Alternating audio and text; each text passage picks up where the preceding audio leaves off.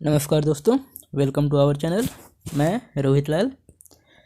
हम लोग नागपुरी भाषा साहित्य को पढ़ रहे हैं, जो कि झारखंड फिजिकल या JSSC के किसी भी एग्ज़ाम के लिए बहुत इम्पॉर्टेंट है। हम लोग इस वीडियो में कारक, जिसे इंग्लिश में केस कहते हैं, इसको समझने वाले हैं। एग्ज़ाम में इससे 2 से 3 क्वेश्चन का जगह बनता है, तो ये वीडियो उस लिहाज से भी इम्पॉर्टेंट है। हम लोग इस वीडियो में कारक से रिलेटेड सभी महत्वपूर्ण पॉइंट को समझेंगे, जिससे एग्जाम में क्वेश्चन बन सकता है। आइए पहले देखते हैं कि कारक होता क्या है और इसका यूज है क्या, क्यों हम लोग कारक पढ़ेंगे। तो जैसे कि हम लोग को पता है कि भाषा क्या है। भाषा एक साधन है जिससे हम अपने विचार का आदान प्रदान करते हैं। अगर किसी को, सामने वाले को समझाना है हमको कुछ, तो हमको जो शब्द वाक्य का उपयोग कर रहे हैं वो मेरे लिए भाषा कहला रहा है, ठीक है। जिससे हम अपने विचारों को सामने वाले तक डिलीवर कर रहे हैं, वो भाषा कहला रहा है, ठीक है। तो भाषा का प्रयोग करने के लिए कारक एक क्या है, बहुत ही महत्वपूर्ण व्याकरणिक इकाई है, ठीक है। भाषा में जो वाक्य का यूज हो रहा है उसमें कारक जो है वो एक बहुत ही महत्वपूर्ण व्याकरणिक इकाई है। कारक का मेनली जो उद्देश्य है वो वाक्य को पूर्ण बनाने के लिए होता है। सिंपल लैंग्वेज में अगर ये समझना हो तो कारक का मतलब होता है क्रिया को करने वाला शब्द, वो कारक कहलाता है, ठीक है। आइए हम लोग अच्छे से देखते हैं। कौनो वाक्य में व्यवहार करक गेल संज्ञा चाहे सर्वनाम पद मनक वो वाक्य कर क्रिया से जे संबंध होएला उके कारक कहते हैं, ठीक है। देखिए, किसी भी वाक्य में संज्ञा चाहे सर्वनाम, पद मतलब शब्द हुआ, का उपयोग वाक्य कर क्रिया से जो संबंध होता है उसे हम लोग कारक कहते हैं। कारक के स्पष्ट करे के लागिन संज्ञा चाहे सर्वनाम कर संगे जे पद चाहे चिन्ह लगावल जाला उके कारक विभक्ति चाहे परसर्ग कहते हैं, ठीक है।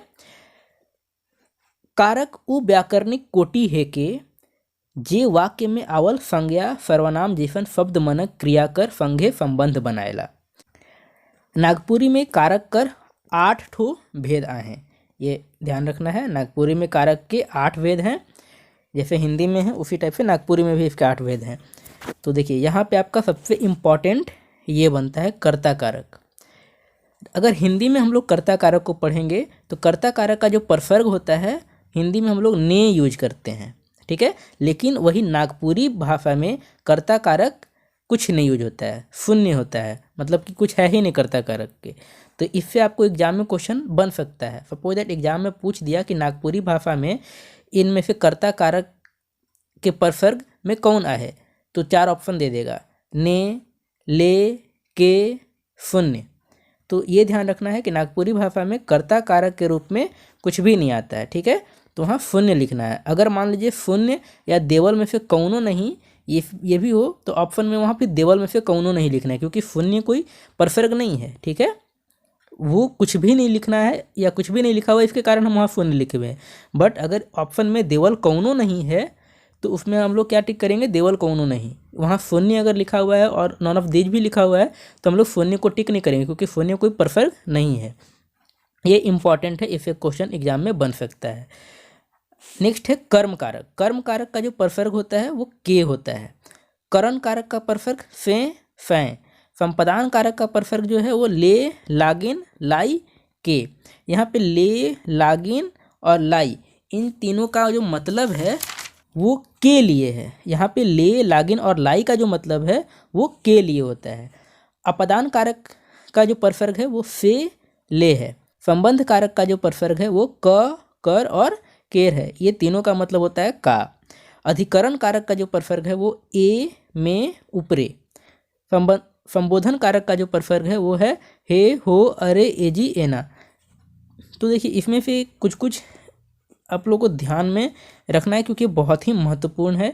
जैसे कर्ता कारक, ठीक है, करण कारक, संपदान कारक, संबंध कारक, अधिकरण कारक और संबोधक कारक, ये इम्पॉर्टेंट है। ये आपको लोग ध्यान में रखिएगा, इस चार्ट को ध्यान में रखना है, क्योंकि इससे आपको क्वेश्चन बन सकता है, ठीक है। देखिए, आधुनिक नागपुरी भाषा में करण कारक कर परसर्ग सै, संपदान कारक कर परसर्ग लाई और अपादान कारक कर परसर्ग ले और संबंध कारक कर जो परसर्ग केर है उसका उपयोग नहीं होता है। ठीक है, मतलब क्या क्या हम लोग देखें, करण कारक का फै, संपदान कारक का लाई, अपदान कारक का ले और संबंध कारक का केर।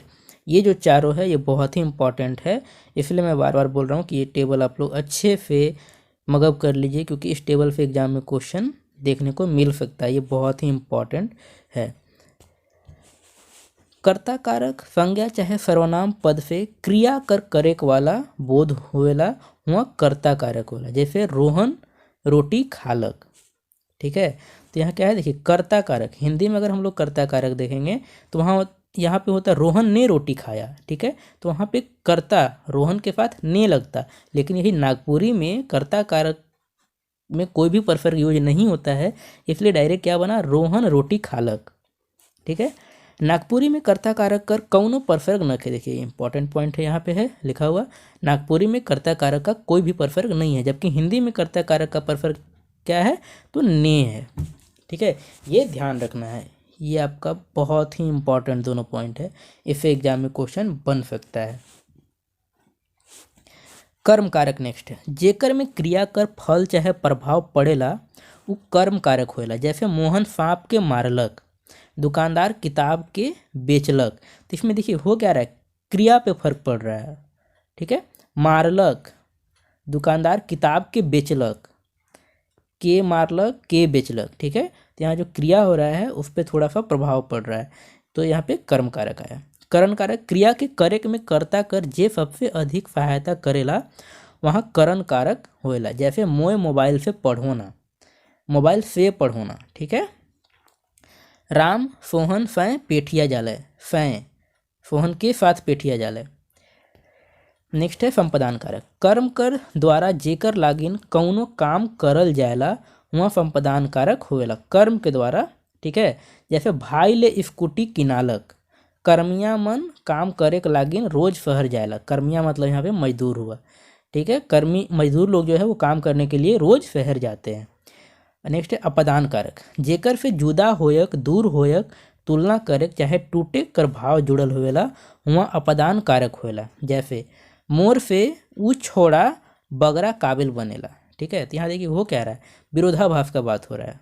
ऊ छोड़ा मतलब कि वो छोड़ा, मतलब किसी लड़के के बारे में बात हो रहा है। मोर मतलब मैं या मुझसे, मेरे से वो लड़का बहुत, बगरा मतलब बहुत हुआ, बगरा काबिल बनेला। ठीक है, यहाँ क्या हो रहा है, विरोधाभास का बात हो रहा है। मतलब घर से आदमी चल गेलक। ठीक है, तो यहाँ भी क्या हो रहा है, अलग होने का बात हो रहा है, दूर जाने का बात हो रहा है। तो इस टाइप का जो भी है वो अपदान कारक से रिलेटेड है। संबंध कारक, जे रूप से कौन आदमी चाहे वस्तु का संबंध दूसरा आदमी चाहे वस्तु से होवेला वहाँ संबंध कारक होवेला। जैसे ई आदमी मोर गाँव ना लगे, ये जो आदमी है वो मेरे गांव का नहीं लगता है। सोहन कर किताब फाइट गेलक, सोहन का किताब जो है वो फट गया। ठीक है, इसी तरह से आप लोग अदर भी एग्जाम्पल सोच सकते हैं। नेक्स्ट है अधिकरण कारक, जे संज्ञा चाहे सर्वनाम पद मन से क्रिया कर आधार कर बोध होएला।